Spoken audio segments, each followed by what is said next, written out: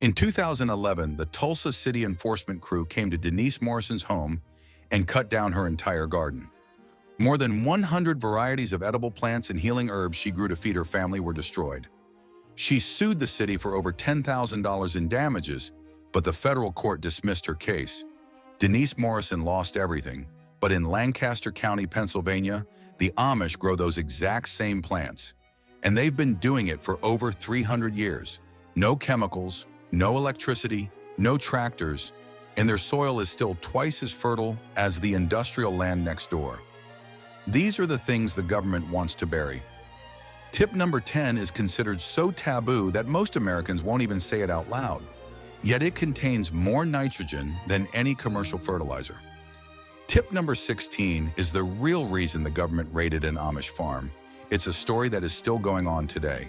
Today, we are going to look at 17 gardening tips that the chemical industry and even the government wants you to forget. These aren't social media tricks. These are methods that date back hundreds of years, and the Amish proved they worked before America even became a nation. Top 1. Milk spray. Every Amish farm in Lancaster County raises dairy cows. When powdery mildew shows up on squash or cucumber leaves, they don't drive to the store.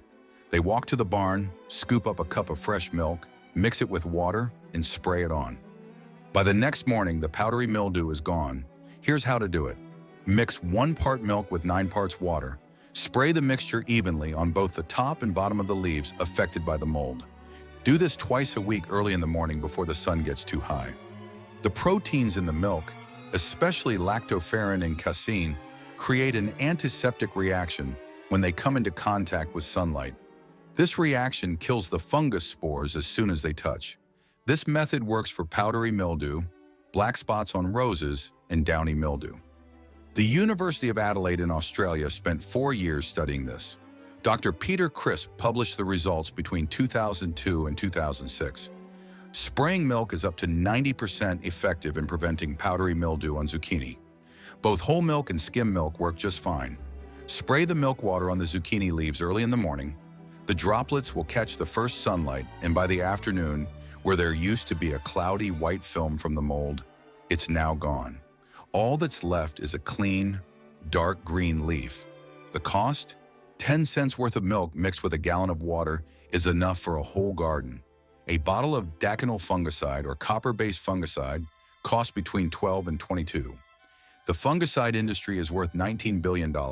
Their most profitable product is only equivalent to a cup of milk and 9 cups of water. They know this. They just hope you'll never find out. A cup of milk can protect an entire garden from mold. Top 2. Seed saving. What happens after the harvest when the industry tells you to throw everything away and buy new seeds? Tip number 2 is exactly where the Amish don't agree. The Amish have been keeping seeds this way for over 300 years. After every harvest, they pick out the best fruits, dry the seeds, label them by hand, and store them in glass jars. No barcodes, no patent numbers, only the family name and the harvest year. Amish paste tomatoes have been passed down for over 150 years. Moon and Star's watermelons almost went extinct in the 1980s until an Amish farmer saved them. And Amish deer tongue lettuce dates back to the 19th century. Here's how to do it. Pick the best fruit from the healthiest plant. Separate the seeds. Wash the seeds clean. Dry them on a paper towel for 1 to 2 weeks. Store them in a glass jar in a cool, dry place. Heirloom seeds are naturally pollinated, which means they'll keep their characteristics from one generation to the next. The seeds you harvest this year will grow into the exact same plants next year.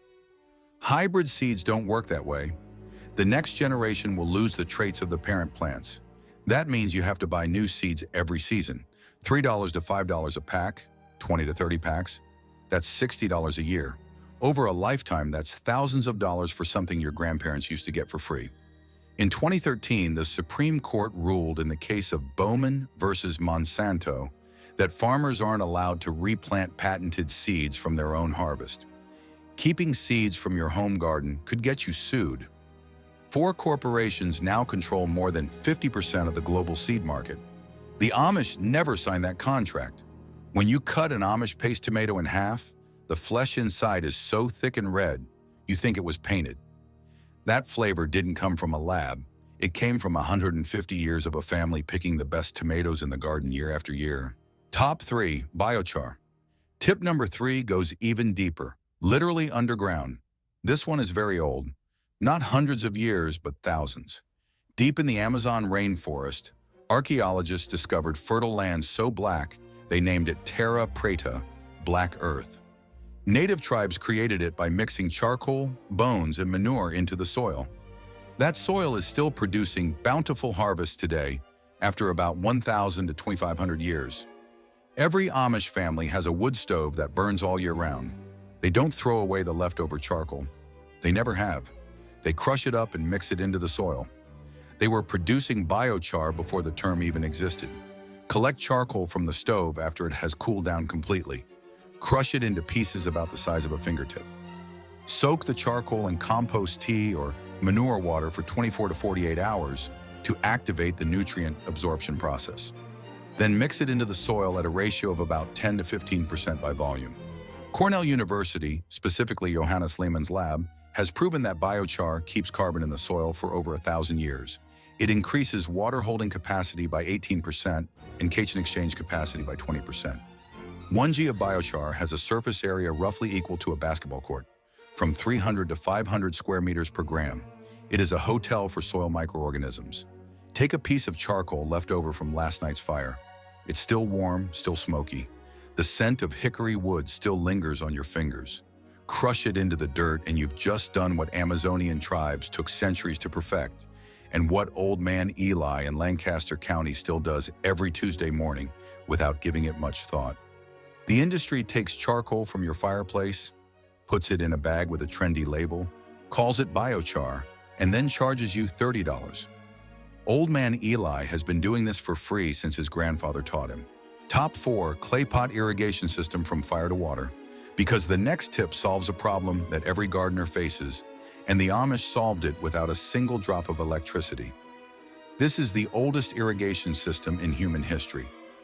The earliest record comes from Fan Sheng Qishu, a Chinese agricultural manual dating back to around the 1st century BC.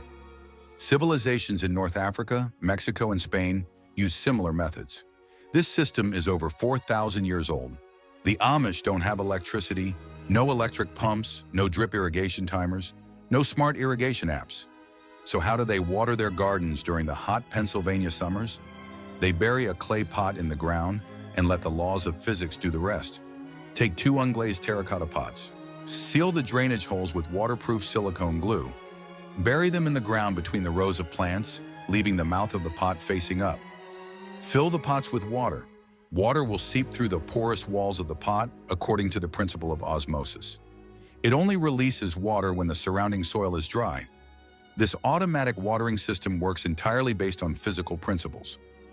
UC Riverside confirmed that the clay pot irrigation method saves between 50 and 70% of water compared to surface watering. Try pressing your hand against an unglazed clay pot after it's been buried for a day. The surface will be cool, slightly damp, almost alive, pulling water through tiny holes, just like the way your skin pulls moisture from the air. 2 terracotta pots cost between $3 and $5. A drip irrigation system costs between $50 and $200. And the Ola pot doesn't need batteries, Wi-Fi, or a phone app. 4,000 years of science packed into a $3 box. Top 5. Comfrey. The next trick, number 5, is exactly what the FDA tried to stop. And the reason might surprise you. Comfrey Symphytum officinale, also known as knitbone, is one of the most important plants in the Amish herbal tradition. Every Amish garden has a patch of this plant in the corner. It has been there for generations. Eli's mother planted this patch in 1962, and it is still growing today. This plant has 3 uses. First, it's used as a poultice for wounds. The leaves contain allantoin, the same compound your skin cells use to heal cuts. Second, the leaves are used to make tea to help reduce inflammation. Third, and this is what the industry doesn't like, comfrey is the best source of potassium for organic growers. The Royal Horticultural Society said so, not us. Cut the leaves, soak them in a bucket of water for 4 to 6 weeks. The smell will be very strong. Strain the liquid, dilute it at a ratio of 1 part leaves to 10 parts water. Water this solution around your tomato, pepper, and bean plants. Now you have a liquid fertilizer rich in potassium, equivalent to the kind sold in garden stores for $10 to $18 a bottle. In 2001, the FDA restricted the sale of comfrey supplements for internal use. The official reason was that pyrrolizidine alkaloids could harm the liver. The unofficial reality is that a free plant that can replace both medicine and fertilizer is bad for business. However, the Amish continue to grow it. One plant, 3 uses, doesn't cost a penny, yet the government tries to take it away. But even the FDA can't stop a plant that grows back every spring. Top 6. Cover crops. Speaking of things that grow back, trick number 6 has been planted on Amish farms for 300 years, and it will never stop. In many Amish communities, planting cover crops isn't optional. It's the ordnung. It's the unwritten rule that governs every part of Amish life. You must plant cover crops after the harvest. Right after harvesting in late summer or early fall, sow red clover or winter rye on the empty garden beds. Let them grow through the winter. In early spring, cut them down and turn them into the soil. That is green manure. Wait 2 to 3 weeks for it to decompose, then plant your new crop. The soil will be rich in nitrogen, loose, and almost free of pests. SARE, Sustainable Agriculture Research and Education Program, found that cover crops reduce soil erosion by up to 86%. The USDA, United States Department of Agriculture, long-term agroecosystem research confirmed that a 3-year rotation with cover crops increases yields by 10 to 15% and reduces soil-borne bacterial diseases by 60 to 80%. For just $2 to $5, a bag of rye seeds is enough for your entire garden. Commercial nitrogen fertilizers plus erosion control products cost between $50 and $80 per season. The chemical industry's business model depends on bare soil. Bare soil erodes easily. Eroded soil needs fertilizer. Fertilizer needs to be bought. The Amish broke that cycle 300 years ago simply by never letting their soil sit idle. The Amish cover their land. They feed the soil. They protect the soil. They never abandon it. Top 7. Garlic and cayenne pepper spray. What they put on top of that soil, that's where the kitchen science begins. And secret number 7 has been hiding in your grandma's spice rack this whole time. In an Amish kitchen, garlic and cayenne pepper aren't just for cooking. They're also medicine, pest repellent, and crop protection, all from the same pantry shelf. The Amish grow their own garlic and peppers, so the cost is almost zero. 5 to 6 cloves of garlic, 1 teaspoon of cayenne pepper, 1 liter of water, a few drops of pure soap. Mix the ingredients together. Let it sit for 24 hours, strain the liquid, and then spray it on the plants. Repeat after it rains. Allicin garlic has antibacterial, antifungal, and insect-repelling properties. The Journal of Pest Science found that garlic extract reduced scale insect populations by 80 to 95% within 48 hours. Capsaicin in cayenne pepper is registered by the EPA, U.S. Environmental Protection Agency, as an official animal repellent. Combined, they drive away aphids, spider mites, whiteflies, and ants. When you crush a clove of garlic, the scent hits your nose instantly. The smell is strong, almost stinging, spreading through the kitchen in just seconds. Mix it with cayenne pepper, and you have a mixture that makes mealybugs run away and makes pesticide companies very worried. It only takes 50 cents worth of garlic and peppers picked from the home garden. A bottle of organic pesticide costs between $12 and $18. The pesticide industry has a market worth $70 billion. The Amish compete with them using 5 cloves of garlic and a teaspoon of cayenne pepper. Top 8. Soap spray. Garlic and cayenne pepper work to drive away pests. But what about the ones that aren't afraid? For those, the Amish have something that can kill them on contact, and it's sitting right next to your kitchen sink. The Amish have been making handmade soap for 300 years. They use animal fat rendered after slaughter and lye filtered from their own wood ashes. That same bar of soap isn't just for washing hands. It also wipes out garden pests on contact. Put 1 to 2 TBSP of pure unscented soap, no detergents, into a liter of warm water. Stir until completely dissolved. Spray directly onto insects on the leaves. Fatty acids in the soap will dissolve the waxy cuticle on the insect's outer shell. Without that protection, The insect will dehydrate quickly and die within a few hours. This is important. Soap spray only kills insects that are sprayed directly. It doesn't harm honeybees or ladybugs if you spray early in the morning or late in the afternoon when pollinators are less active. Don't use it on sensitive plants like ferns or sweet peas, and absolutely do not use detergents. Use only pure soap.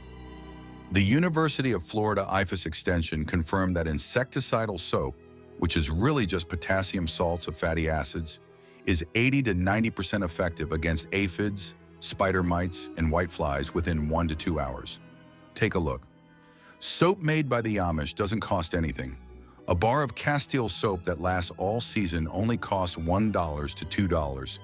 A bottle of Safer brand insecticidal soap costs $10 to $15. The active ingredient is the same, potassium salts of fatty acids. The pesticide industry took your grandma's soap recipe, the kind she used to wash dishes and protect her tomatoes, put it in a plastic spray bottle, slapped on a scientific-sounding label, and now they're charging you $12. The active ingredient, it's just soap. Top 9, vinegar. Before we get to the most controversial tip on this list, let me know in the comments, what gardening secret did your grandma or grandpa teach you? The best secrets usually come from family. Please share your secret below. I read all the comments. Now, are you ready for the advice that 90% of Americans don't even want to mention? Vinegar. The Amish use vinegar like most people use a Swiss Army knife for everything. Cleaning garden tools, wiping down surfaces, repelling ants in the pantry. It's not a miracle, but it's honest work with a $2 bottle of vinegar. The truth is this: white vinegar with a 5% acetic acid concentration can kill small annual weeds on contact if sprayed on a sunny day. Add a tablespoon of dish soap to help the vinegar stick to the leaves better. But here is the part most gardening channels get wrong. Table vinegar only kills the part above ground. The roots stay alive. It doesn't work on perennial weeds. The USDA Agricultural Research Service tested this in 2002. Acetic acid at a 20% concentration killed 80% to 100% of weeds within 2 weeks. But table vinegar is only 5%. That means it works on young annual weeds, not established perennial ones. To clean garden tools, soak them in straight vinegar for about 30 minutes. The acidity will kill bacteria and fungus spores between uses. $2 for a gallon of white vinegar lasts all season. A bottle of commercial herbicide costs between $12 and $18. Not every Amish hack replaces a $50 product. Sometimes it replaces the $12 product. But when you add 25 hacks like that together, you start to see where your money has been going. Vinegar is very honest, not a miracle, but not useless either. Honesty is always better than hype. Top 10, urine. What about the next trick? This one is not for the faint of heart. Remember what I said was so taboo that most Americans don't dare talk about it? This is it. Human urine contains 11 g of nitrogen per liter, 1 g of phosphorus, 2 and 1/2 g of potassium. Those are the 3 macronutrients every plant needs most in almost the exact same ratio as commercial fertilizer. Coventry University confirmed this. The Amish are practical people. They don't waste anything. In many traditional farming communities around the world, not just the Amish, human waste has been returned to the soil for millennia. The Amish simply never stop doing what others find gross. Dilute 1 part solution with 10 parts water. Pour it around the base of the plants and absolutely never directly on the leaves or fruit. It works best for leafy greens and corn. And here is an important warning. Do not use this solution if you are taking any medication, prescription drugs, antibiotics, hormones, anything. Residue from the solution can affect the soil ecosystem and plant health. No, it doesn't smell good, but a $20 bag of commercial fertilizer doesn't smell like much of anything special either. And at least this one is free. You produce fertilizer every day. They just don't want you to know it. Yes, we covered that. And no, we aren't apologizing one bit. Top 11 crop rotation. Trick number 11 goes even deeper into Amish self-sufficiency, and it involves one of the oldest farming techniques on earth. In the Amish community, crop rotation isn't advice from an agricultural expert. It's the ordnung, the unwritten rule that governs every aspect of Amish life. If you break the rotation rule, the community elders will have a talk with you. The land is a shared responsibility for everyone. Divide your garden into 3 or 4 areas. In the first year, Area A grows fruiting plants like tomatoes and peppers. In the second year, Area A moves to leafy greens. In the third year, Area A grows legumes, which are nitrogen-fixing plants. In the fourth year, Area A is left to rest under grass or cover crops. Rotate every year without exception. Long-term agroecosystem research by the USDA shows that a 3-year crop rotation increases yields by 10 to 15% and reduces soil-borne bacterial diseases by 60 to 80%. The Young Center for Anabaptist Studies reports that average Amish farmland has topsoil twice as thick as neighboring industrial farms. Crop rotation doesn't cost a penny. You just need to change the location of where you plant each type of crop. Fungicides, nematicides, and soil fumigants for monoculture farming cost between $40 per season. Monoculture, planting the same crop in the same soil year after year, is the foundation of industrial agriculture. It's also the reason why fungicides, nematicides, and soil fumigants are needed. The Amish solved all three of these problems with a single rule: never plant the same crop twice in a row. Top 12, Epsom salt. This is the moment we're going to be completely honest with you because trust is more important than hype. Using Epsom salt for tomatoes and peppers is one of the most recommended pieces of advice in gardening, and it's also one of the most misunderstood. Auburn University conducted trials and found no significant difference in yield for most soils. Epsom salt isn't a miracle cure, it is magnesium sulfate, and it only works if your soil is actually deficient in magnesium. The Amish use Epsom salt, but they don't worship it. They test the soil first. If the soil needs magnesium, they add Epsom salt. If not, they don't. That's the difference between wisdom and marketing. If your soil needs magnesium, dissolve 1 TBUSP of magnesium into a gallon of water, and water your tomato plants once every 2 weeks. Soil in Pennsylvania, where the Amish live, usually has enough magnesium from the bedrock. Most garden soil in America is the same way. Here's the trick. Epsom salt sold at the pharmacy costs between $3 and $5 a bag. Epsom salt for gardening, sold at garden supply stores, costs between $10 and $15 a bag. It's the same chemical formula, MgSO4. You're paying 3 times the price for the same substance.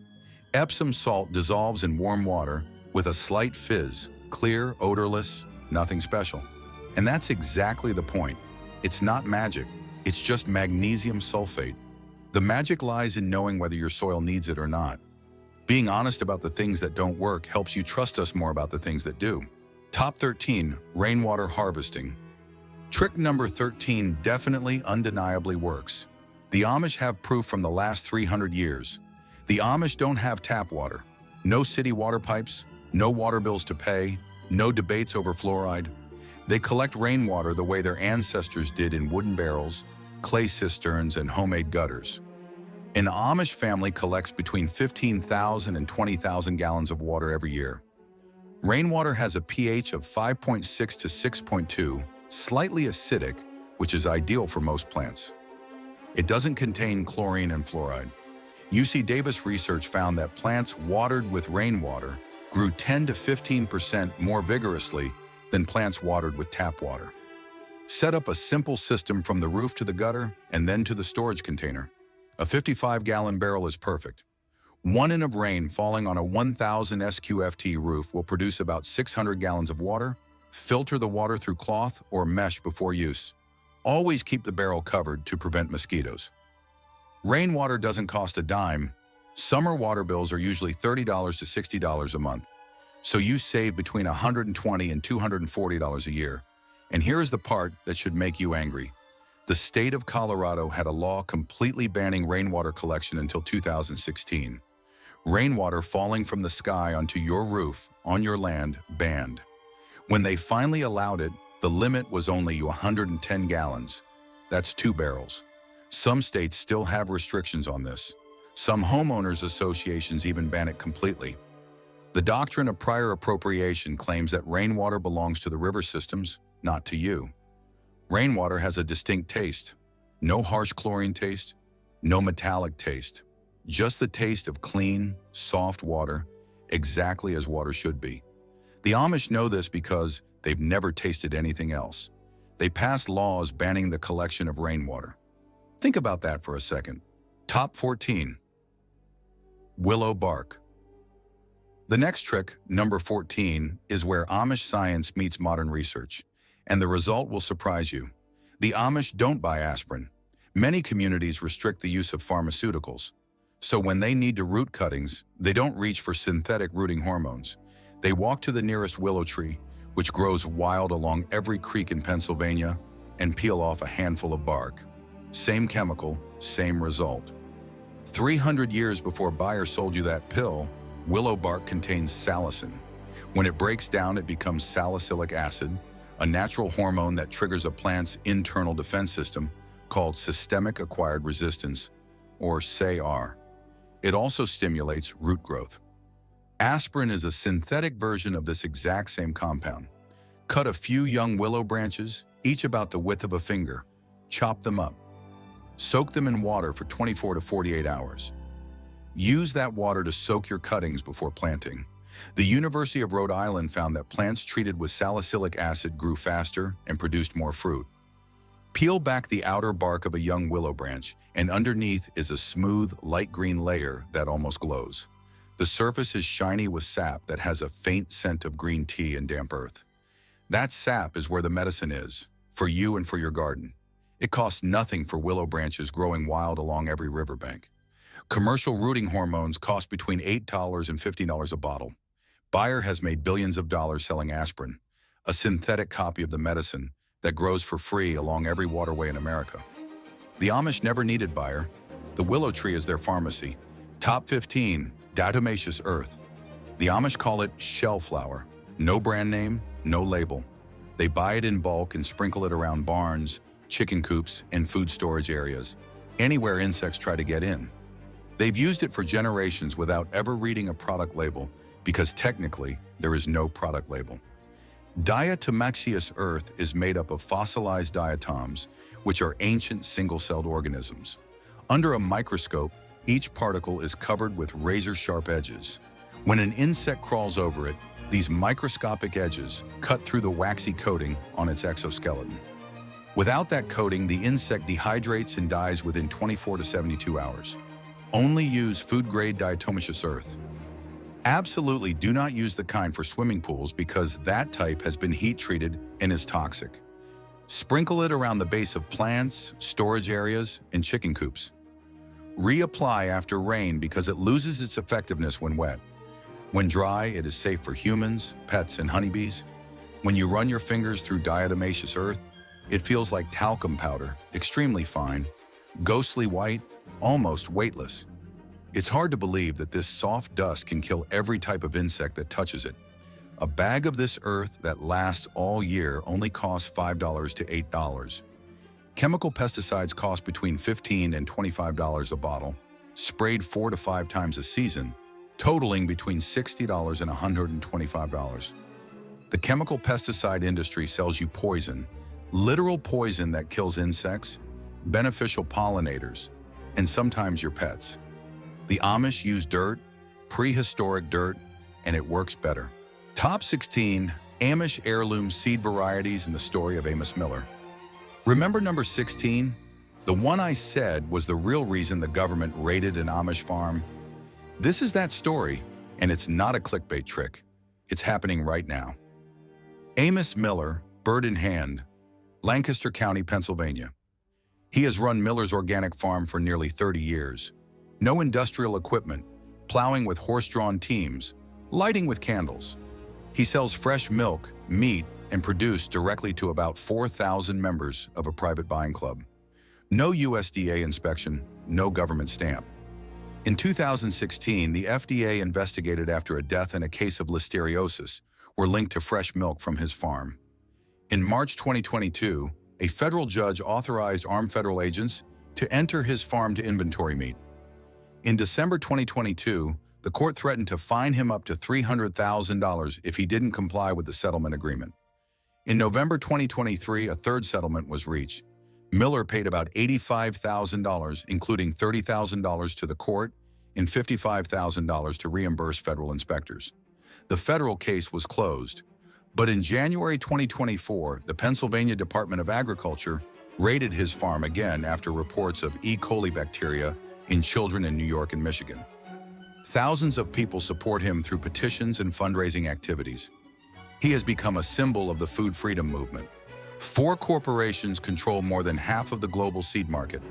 147 farmers have been sued by Monsanto for seed patent infringement.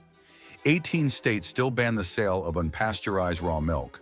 The price of food freedom isn't always zero. Sometimes it is everything. Amos Miller's fight isn't over yet, and neither is ours. Top 17. No-till gardening.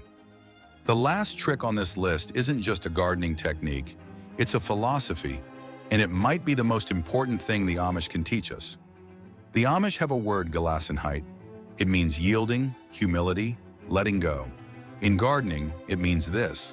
You don't conquer the soil, you don't force it into submission with a tiller. You partner with it, you feed it, cover it, and let it do what it was created to do. Don't dig, don't plow, don't turn the soil over every spring. Instead, spread a thick layer of compost about 2 to 3 in deep on the surface of the beds every year.